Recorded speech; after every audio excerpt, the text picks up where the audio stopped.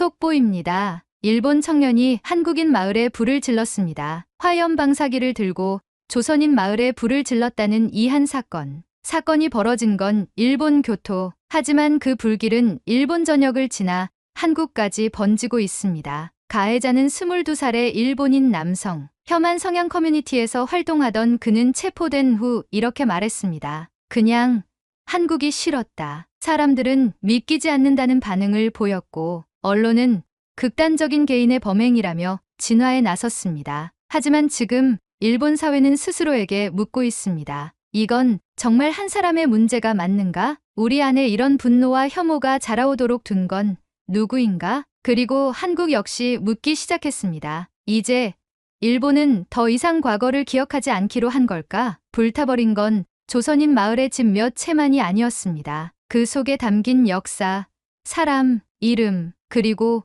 국가 간의 신뢰가 함께 흔들리고 있습니다. 지금 일본 사회는 이 사건을 어떻게 감당하고 있을까요? 대체 무슨 사연인지 지금 바로 비디오를 재생해 보겠습니다. 잠깐 1초밖에 안 걸리는 좋아요 버튼을 눌러주시면요. 비디오가 잘 돌아간대요. 좋아요는 무료잖아요. 안녕하세요. 저는 도쿄에 사는 27살 나루세 아카리라고 합니다. 영상 아카이브 작가로 일하고 있고 부모님과 함께 살아가는 평범한 삶을 이어가고 있습니다. 저는 늘 조용한 편이었고 어디에 속해 있다는 감각보다 어디에도 묶이지 않는 상태가 편하다고 느끼며 살아왔어요. 그런 저에게 뿌리라는 말은 어딘가 이질적으로만 다가왔습니다. 제가 태어나고 자란 이곳, 도쿄 외곽의 작은 주택가는 잔잔하고 평범한 동네입니다. 골목마다 자전거 바퀴 소리가 들리고 저녁 무렵이면 이웃들이 현관에서 인사를 주고받는 그런 곳이죠. 학창시절 친구들과 지내는 것도 평탄했습니다. 단 아주 가끔씩 뉴스를 통해 들려오는 어떤 이름만 빼고요. 여러분은 우토로 마을을 아시나요? 아마 일본에 살지 않는 분들이라면 낯선 이름일지도 모르겠습니다. 하지만 그 마을의 이름은 한국과 일본 사이의 오랜 상처를 고스란히 간직한 장소입니다.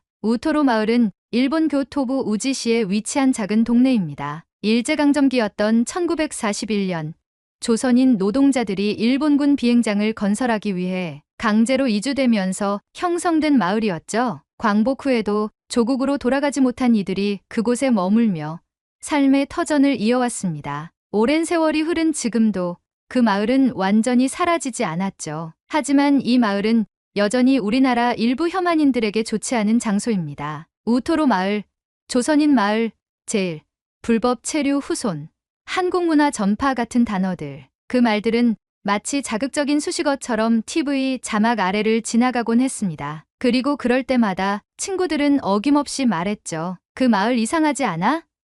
아직도 그런 데가 남아 있다니. 한국말 쓰는 애들 있으면 좀 무섭다. 어떤 친구는 이렇게 말했어요. 난 한국 드라마 좋아해도 조선인 마을은 싫어. 딱 구분해야지. 저도 모르게 그런 말들에 웃고 고개를 끄덕였던 기억이 납니다. 어쩌면 그게 제 방식의 방어였을지도 모릅니다. 왜냐면 그 마을이 바로 제 뿌리와 닿아 있다는 걸 저는 알고 있었거든요. 제 할머니 나루세 소노코 씨는 오사카 우지시에 있는 조선인 마을에서 오래도록 살아오신 분입니다. 조선인 1세대로 일제강점기 시절 강제로 이주당한 가족의 후손이셨죠. 하지만 저는 그분을 할머니라 부른 기억조차 없습니다. 어릴 적 사진 접속 몇 장의 이미지, 설날마다 도착하는 무성의한 엽서. 그게 제가 아는 할머니의 전부였습니다. 아버지 나루세 신이치는 그 마을에서 태어나 자란 제일 조선인이었습니다. 하지만 그는 철저하게 과거를 지우고 살았습니다. 성인이 되자 곧장 마을을 떠났고 일본 국적을 취득한 뒤엔 누구보다 일본인처럼 살려고 애썼습니다. 제게도 단 한 번도 우리 가족은 조선인의 피를 가졌다고 말한 적이 없었습니다. 저는 그 침묵 속에서 자라왔습니다. 학교에서도, 동네에서도, 집안에서도 마치 어떤 단어 하나가 금기로 정해진 듯한 분위기였죠. 그래서 저는 의심 없이 믿었습니다. 나는 도쿄에서 태어난 일본인이고 우리 가족은 특별한 사연이 없는 평범한 사람들일 거라고. 그 믿음이 처음 흔들린 건 27해를 살면서 처음으로 아버지가 입을 연 날이었습니다. 그날은 평소처럼 부모님과 저녁을 먹으려던 평범한 밤이었어요. 아버지의 휴대전화가 울렸고 전화를 받던 그의 표정이 조금씩 굳어갔습니다. 할머니가 많이 편찮으시다고 하는구나. 아버지는 그 한 문장만 남긴 채 휴대전화를 내려놓았습니다. 그 말에 어머니는 숟가락을 조용히 놓으셨고 저 역시 입에 넣으려던 국을 멈췄습니다. 이상하게도 아버지의 목소리는 슬픔보다 숙명처럼 들렸습니다. 그 사람의 생명을 걱정한다기보다는 오랜 침묵이 끝나는 걸 감당하는 사람의 말처럼요. 그날 밤 우리 가족은 함께 짐을 챙겨 시노사카행 열차를 탔습니다. 태어나 처음으로 저는 부모님과 함께 우토로 마을로 향하게 되었습니다. 그 열차 안에서 저는 창밖만 바라봤습니다. 무슨 말부터 꺼내야 할지 몰랐고 사실 말하고 싶은 마음조차 없었습니다. 택시를 타고 좁은 골목을 지나 마을 어귀에 들어서자 풍경이 확 달라졌습니다. 작고 낡은 주택들, 길가에 걸린 태극기, 담벼락마다 붙은 한국어 안내문들. 거기에는 익숙하지 않은 공기가 감돌고 있었습니다. 그곳은 분명 일본 땅이었지만 동시에 일본 같지 않았습니다. 이쪽이야. 할머니 집은 이 골목 끝에 있어. 아버지가 조심스레 손짓하며 골목 안쪽으로 저희를 안내했습니다. 낯선 기운에 말없이 따라가던 저는 왠지 모르게 한기가 스미는 것 같았습니다. 할머니는 오래된 침대에 누워 계셨습니다. 기력이 많이 쇠해 보였고 눈을 겨우 뜨신 채 아버지를 바라보셨습니다. 아버지는 그녀의 손을 조심스레 쥐었습니다. 그리고 아무 말 없이 그 손을 오래도록 붙잡고 있었습니다. 그 장면을 보며 저는 오히려 이질감을 느꼈습니다. 분명 가족이 맞는데 너무도 낯설었어요. 그 장면 속에서 제가 어디에 있어야 하는지 모르겠더라고요. 서서히 어깨가 굳고 숨이 막히는 듯한 기분이 들었습니다. 그날 밤 어머니는 할머니의 상태를 살피며 이불을 정리하셨고 아버지는 옷장에서 무언가를 꺼내며 말없이 움직이셨습니다. 그런 부모님의 뒷모습을 보며 저는 속으로 수십 번도 넘게 말했습니다. 여긴 내가 있을 곳이 아니야. 이곳에 내가 있으면 조선인의 핏줄이라는 것을 대놓고 드러내는 행위야. 다음 날 아침 저는 조용히 말했습니다. 전 도쿄로 돌아갈게요. 일이 쌓여 있어서. 아버지는 고개를 끄덕이셨고 어머니는 제 손을 살며시 쥐고 미소 지으셨습니다. 그래. 아카리가 괜찮을 때 다시 오면 되지. 저는 고개를 숙였고 말없이 다시 역으로 향했습니다. 택시를 타고 골목을 벗어나며 뒤를 돌아봤을 때 마을의 지붕들이 천천히 시야에서 사라졌습니다. 그리고 그 순간 이상하게도 목 안쪽이 따끔하게 아려왔습니다. 돌아오는 길 저는 아무 음악도 듣지 않았고 핸드폰도 들여다보지 않았습니다. 그저 차창 너머를 바라보며 스스로에게 되묻고 있었습니다. 왜 나는 저기를 견디지 못했을까? 나는 정말 일본인인가? 아니면? 그리고 며칠 뒤 저는 그 질문을 더 이상 미룰 수 없는 사건과 마주하게 되었습니다. 그날도 평소처럼 편집 마감을 앞두고 책상 앞에 앉아 있었습니다. 커피는 식어 있었고 영상 타임라인은 도무지 진척이 없었습니다. 머릿속이 어지럽고 흐릿했습니다. 우토로 마을에서 돌아온 이후로 마음 한구석이 비어있는 것처럼 텅 비어 있었습니다. 할머니를 보고도 아무 말 하지 못한 저 자신이 돌아서는 내내 머릿속에 맴돌았습니다. 그분이 제게 손을 내밀었던 것도 아니고 말을 건네신 것도 아니지만 그 자리에 있었던 저는 이상하게도 눈을 피하기만 했습니다. 도쿄는 언제나와 다를 것 없는 일상이었고 사람들은 여전히 바쁘게 움직였습니다. 하지만 제 시계는 마치 거꾸로 가고 있는 것 같았습니다. 하루하루가 낯설고 그저 시간이 멈춰 있기를 바라는 마음뿐이었어요. 그리고 그 멈추길 바랐던 시간이 정말로 정지된 것처럼 느껴진 건 그날 오후 4시 10분쯤이었습니다. 속보입니다. 오늘 오후 교토부 우지시에 위치한 조선인 마을 우토로에서 대형 화재가 발생했습니다. 순간 귀가 멍해졌습니다. 모니터 너머로 들리는 뉴스 앵커의 목소리는 마치 수면 아래서 울리는 소리처럼 일그러졌습니다. 눈앞의 화면에선 까맣게 타오르는 지붕들, 연기 속에서 울부짖는 사람들, 그리고 경찰이 끌어내는 젊은 청년의 모습이 비쳤습니다. 현장에서 체포된 남성은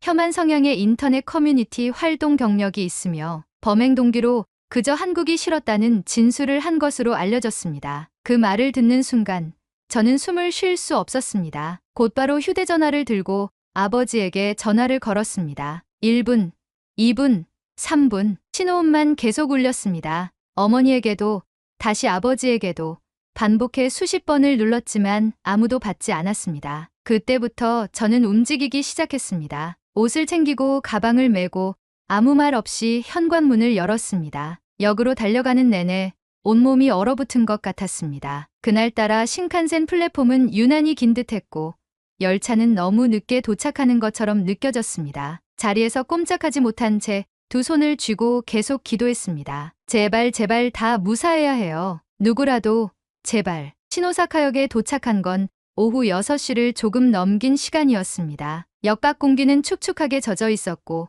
멀리서도 휘뿌연 연기가 느껴졌습니다. 택시를 기다릴 틈도 없이 저는 바로 마을 방향으로 뛰기 시작했습니다. 낮은 지붕들 위로 타오르던 불꽃은 이미 사그라졌고 골목 입구에는 통제선이 설치되어 있었습니다. 경찰은 외부인의 출입을 막고 있었고 주민 일부는 마을 바깥 공터에 임시로 모여 있었습니다. 그곳에서 저는 한 노인을 마주쳤습니다. 키가 작고 검은 조끼를 입은 얼굴이 시커멓게 그을린 노인이었어요. 혹시 여기 나루세 소노코 씨 무사하신가요?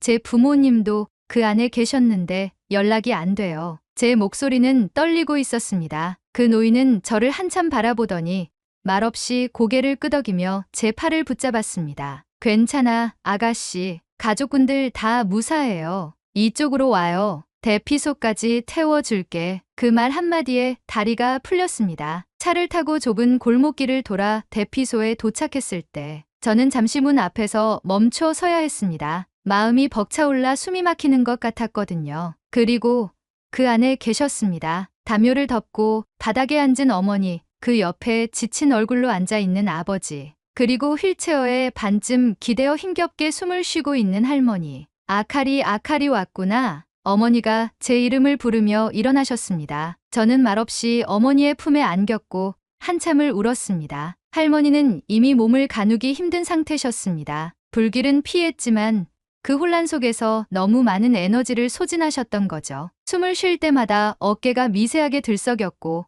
눈은 흐릿하게 떠 있었습니다. 그 밤 저는 처음으로 할머니 곁에 오래 앉아 있었습니다. 말은 없었지만 할머니의 손을 잡고 있는 것만으로도 처음으로 피부치라는 말이 무엇인지 느낄 수 있었어요. 새벽 2시를 넘긴 시각, 할머니는 조용히 눈을 감으셨습니다. 어머니는 입을 틀어막고 울음을 삼키셨고 아버지는 고개를 푹 숙인 채 한참을 움직이지 않았습니다. 저는 그 장면을 보며 마음속 어딘가가 무너지는 경험을 했습니다. 누군가를 이해하려 노력하지도 않고 외면만 해왔던 저의 무심함이 그날 새벽 조용히 심장을 쥐어뜯듯 밀려들었습니다. 그 다음 날 장례 절차를 논의하는 자리가 열렸습니다. 가족이 처음 겪는 조선식 장례였기에 마을 어르신들의 도움 없이는 아무것도 진행할 수 없었습니다. 백지장처럼 펼쳐진 절차 속에서 아버지는 고개를 숙이고 말했습니다. 죄송합니다. 어머님이 어떤 분이셨는지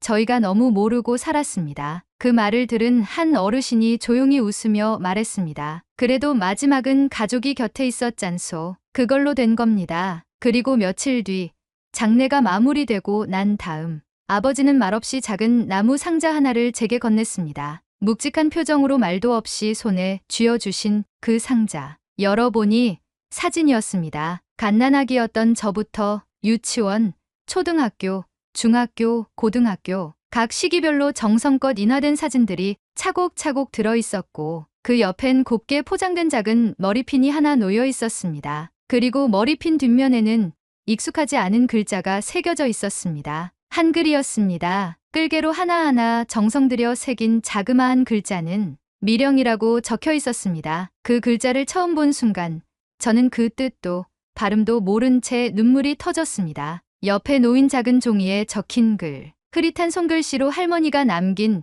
제게 전하는 유언이 적혀 있었습니다. 아카리에게 할미는 너를 늘 생각하며 살았단다. 혹시 내가 이 글을 읽게 된다면 이 이름도 기억해주면 좋겠다. 너의 조선 이름 미령. 곱고 맑은 종소리처럼 내 삶도 그렇게 울리길 바란다. 그날 밤 저는 한참을 머리핀을 손에 쥐고 앉아 있었습니다. 조선이라는 단어가 그렇게 깊은 울림으로 제게 들어온 건 처음이었습니다. 할머니의 장례를 마치고 도쿄로 돌아온 뒤 저는 몇 날 며칠을 무기력하게 보내야 했습니다. 세상이 돌아가는 소리는 여전히 바쁘고 복잡했지만 제 안의 시간은 완전히 멈춰 있었어요. 편집하던 영상은 마감일을 넘겼고 이메일은 수십 통씩 쌓여갔지만 컴퓨터 앞에 앉는 것조차 힘들었습니다. 식탁에 앉아 아침을 먹을 때면 부엌 쪽으로 등을 돌린 채 조용히 앉아 있는 아버지의 뒷모습이 눈에 들어왔습니다. 예전에도 늘 그랬던 모습인데 이상하게도 이제는 그 고요가 다르게 느껴졌습니다. 마치 이 집 안 전체가 할머니의 빈자리를 조심스럽게 감추기라도 하려는 듯 말수가 줄어들고 숨소리마저 낮아졌습니다. 그런 분위기 속에서 저는 책상 위에 놓인 작은 상자 하나를 멍하니 바라보는 시간이 길어졌습니다. 그 안에는 여전히 사진들과 함께 곱게 쌓인 머리핀이 놓여 있었고 그 뒷면엔 분명히 이렇게 새겨져 있었어요. 미령, 그 이름이 도대체 어떤 의미인지 어떻게 불러야 하는지도 처음엔 알 수 없었습니다. 한글을 배운 적도 없고 한국어를 들을 기회조차 거의 없었던 제게 그 두 글자는 낯설고 조심스러우면서도 이상하게도 가슴 어딘가를 찌르는 감정이 있었습니다. 나는 왜 이 이름을 할머니가 살아계실 때 단 한 번도 듣지 못했을까? 그리고 왜 그분은 마지막 순간에 이 이름을 제게 남기셨을까? 그 질문이 머릿속에서 떠나질 않았습니다. 며칠을 망설인 끝에 저는 아버지에게 조심스럽게 물었습니다. 저녁 무렵 식사를 마치고 주방 뒷정리를 하던 아버지에게 말을 꺼낸 건 어쩌면 이 질문이 처음이자 마지막일 수 있겠다는 생각 때문이었습니다. 아버지, 예전에 우토로 마을에선 어떤 일이 있었어요? 아버지는 손에 들고 있던 행주를 조용히 내려놓았습니다. 잠시 고개를 돌리지 않고 싱크대 안쪽을 바라보며 말없이 서 있더니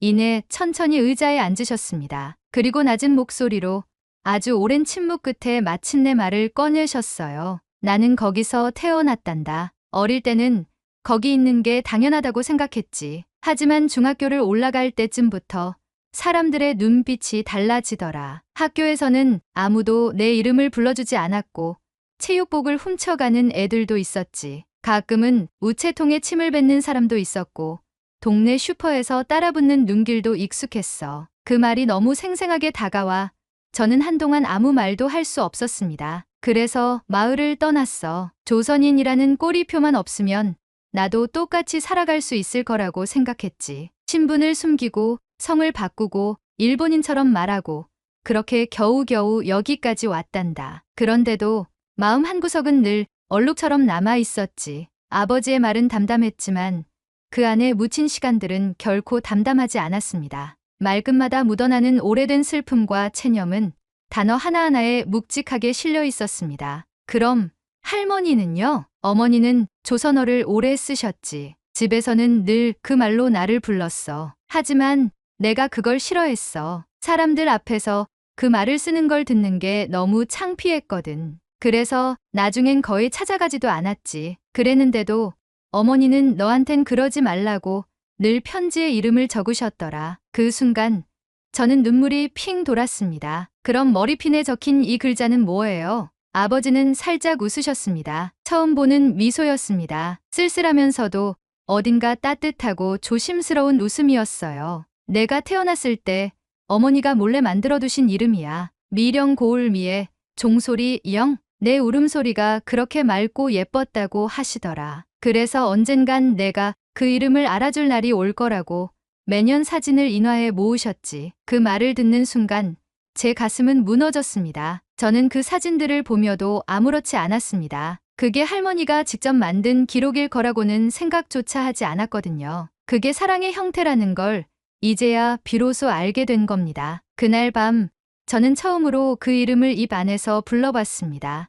미령. 낯설었습니다. 입술이 부드럽게 닿고 혀끝이 천천히 내려오면서 만들어지는 그 발음은 지금껏 제가 불러왔던 어떤 이름보다 조심스러웠고 따뜻했습니다. 그리고 묘하게 익숙했어요. 마치 언젠가 아주 오래전에 누군가 제게 속삭여줬던 것처럼요. 그날 이후 저는 조선인 마을에 대해 스스로 공부하기 시작했습니다. 할머니가 살아온 길, 아버지가 견뎌낸 세월, 그리고 그 마을이 일본에서 어떤 식으로 취급받아 왔는지를 하나하나 짚어나가기 시작했습니다. 그리고 그 과정에서 방화범에 대한 재판이 열릴 예정이라는 소식을 들었습니다. 마을 어르신들이 함께 증언하기로 했다는 이야기도요. 순간 저는 가만히 앉아 있을 수 없었습니다. 그 화염 속에서 사라진 것이 단지 집 한 채, 기록물 몇 장이 아니었다는 걸 저는 알고 있었으니까요. 그건 할머니가 평생에 걸쳐 지켜온 존엄이었고 아버지가 외면해온 이름이었으며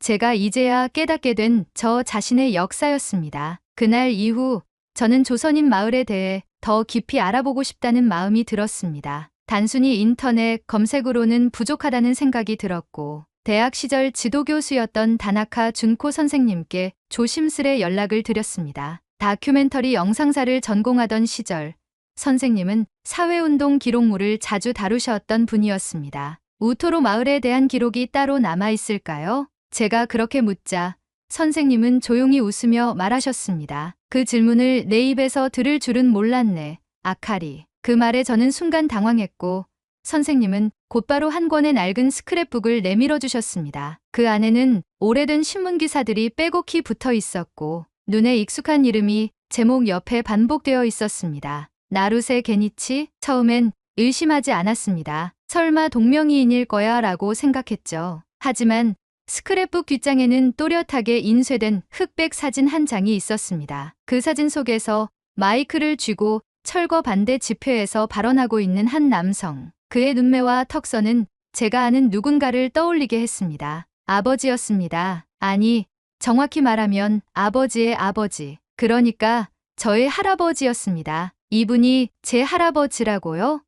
그래, 당시 지역 언론사 기자였고 우토로 마을 강제 철거 계획이 발표됐을 때 마을을 지키자며 단독 보도를 이어간 몇 안 되는 일본인이었지. 결국 그 일 때문에 사표를 내고 몇 년간 언론계를 떠났다는 이야기도 있더군. 제 손끝이 떨렸습니다. 조선인 마을과의 관계를 그렇게 부끄러워했던 아버지. 그 기억에서 스스로를 지우려 했던 우리 가족의 과거 깊숙한 곳에 그와는 정반대로 목소리를 내며 싸웠던 사람이 있었다는 사실이 이해되지 않았고 동시에 믿기지도 않았습니다. 그날 밤 저는 아버지에게 그 사실을 조심스럽게 전했습니다. 아버지는 말없이 잠시 눈을 감고 한참 뒤에야 천천히 고개를 끄덕이셨어요.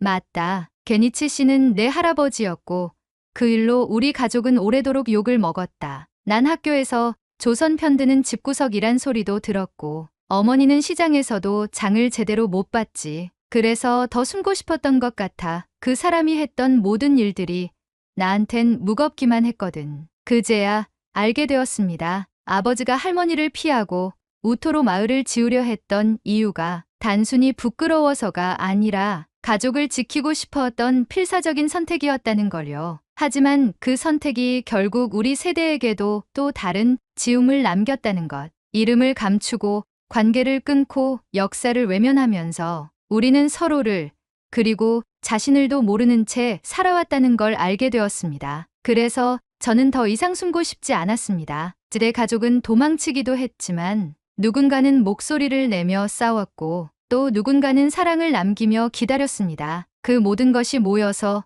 지금의 제가 된 거라면 저는 이제 그 무게를 회피하지 않고 껴안고 살아가야 한다고 느꼈습니다. 재판이 열리는 날 저는 오사카 지방재판소 앞에서 마을 어르신들과 함께 서 있었습니다. 흰색 종이가 덮인 봉투 안에는 제가 며칠을 붙잡고 다듬은 진술서가 들어 있었습니다. 떨리는 손으로 그걸 쥐고 있는 제 모습을 바라보며 아버지는 조용히 말했습니다. 괜찮겠니? 저는 고개를 끄덕였습니다. 이제는 괜찮다고, 정말 괜찮다고 제 안에서 자신 있게 대답할 수 있었어요. 재판정은 조용했고 혐의를 부인하지 않는 피고인의 얼굴은 굳어 있었습니다. 그의 옆에는 변호인이 앉아 있었고 방청석엔 몇몇 기자들과 시민들이 자리를 메우고 있었습니다. 그리고 그 중간에 조선인 마을 어르신들, 그리고 부모님이 있었습니다. 저는 증인석에 올랐습니다. 손에 들고 있던 진술서를 천천히 펼쳤고 읽기 시작했습니다. 저는 나루세 아카리입니다. 일본 국적을 가진 평범한 시민입니다. 하지만 동시에 우토로 마을에서 태어나신 제1조선인 어머니의 딸이기도 합니다. 그리고 지금은 저의 조선 이름 미령이라는 이름을 가슴에 품고 살아가는 사람입니다. 말을 시작한 순간부터 제 안에 숨어있던 두려움은 사라졌습니다. 저는 담담하게 말했습니다. 방화범이 마을에 퍼부은 증오, 불길 속에 사라진 역사 기록. 할머니가 평생 숨죽이며 지켜온 조용한 존엄, 그리고 그 불길 이후에 남겨진 이들의 절망과 고통에 대해요. 여기 앉아 있는 분들은 한국을 대표하는 사람들이 아닙니다. 그들은 일본 땅에서 태어나고 자라며 이 사회에서 성실하게 살아온 이웃입니다. 그런 분들이 단지 한국계라는 이유만으로 공격받고 조선인 마을이라는 이름만으로 지워지려 한다면 그건 이 나라가 수십 년 전으로 되돌아가고 있다는 신호입니다. 한 글자 한 글자 또박또박 읽어내려갔습니다. 어르신들의 눈빛은 조용히 흔들렸고 아버지는 무릎 위에서 두 손을 꼭 잡고 있었습니다. 이름은 단지 소리의 조합이 아닙니다. 그건 누군가의 삶과 역사, 기억이 담긴 상징입니다. 저는 이제 두 개의 이름을 가지고 살아갑니다. 하나는 이 땅에서 받은 이름, 그리고 하나는 피와 마음이 전해준 이름입니다. 그 말로 진술을 마쳤고 저는 자리에서 내려왔습니다. 그리고 그 순간 마음속 어딘가가 단단해졌다는 걸 느꼈습니다. 제가 할 수 있는 방식으로 할머니와 아버지, 그리고 미령이라는 이름을 지켜낸 것 같았어요. 그 후로도 인터뷰 요청이 몇 차례 들어왔습니다. 방송국과 신문사, 그리고 사회 다큐멘터리 팀에서 연락이 왔고 처음엔 망설이다가 결국 인터뷰에 응하기로 했습니다. 기록을 남기고 싶다는 생각이 들었습니다. 제 이야기가 누군가에게는 조선인 마을을 다르게 바라보는 계기가 될 수도 있다고 믿고 싶었거든요. 저는 일본인입니다. 하지만 동시에 저의 조선 이름은 미령입니다. 두 이름을 모두 안고 살아가는 것이 저의 선택이고 저의 정체성입니다. 카메라 앞에서 처음으로 그런 말을 꺼냈을 때 저는 울지 않았습니다. 이미 마음속에서 수없이 연습했던 말이었고 이제는 정말 그 말을 믿고 있었으니까요. 그 즈음 마을에서는 다시 한번 작은 모금 운동이 시작되었습니다. 방화로 잃은 기록관 자리를 복원하고 조선인 마을의 역사를 새롭게 정리하자는 움직임이었죠. 저도 그 작업에 참여하기로 했습니다. 한국어 공부도 시작했습니다. 미령이라는 이름을 스스로 정확하게 발음하고 싶다는 단순한 이유에서였지만 단어 하나를 외울 때마다, 문장 하나를 해석할 때마다 할머니가 제게 남긴 작은 손편지들이 하나씩 마음에 새겨졌습니다. 마을 아이들에게 한국어를 알려주는 봉사도 시작했어요. 아이들은 태극기보다 애니메이션에 더 관심이 많았고 한글보다 젤리를 좋아했지만 그렇게 웃고 떠드는 소리 안에서 할머니가 평생 듣고 싶어 했던 조선말의 맥박이 살아있다는 걸 느꼈습니다. 그리고 어느 봄날, 벚꽃이 흐드러지게 핀 날, 마을 어르신들과 함께 평화기념비 제막식에 참석했습니다. 하얀 천을 벗긴 그 순간, 비석 위에 새겨진 문구가 눈에 들어왔습니다. 기억은 사라지지 않는다. 이름은 불태울 수 없다. 그 아래 작은 이름 하나가 조용히 새겨져 있었습니다.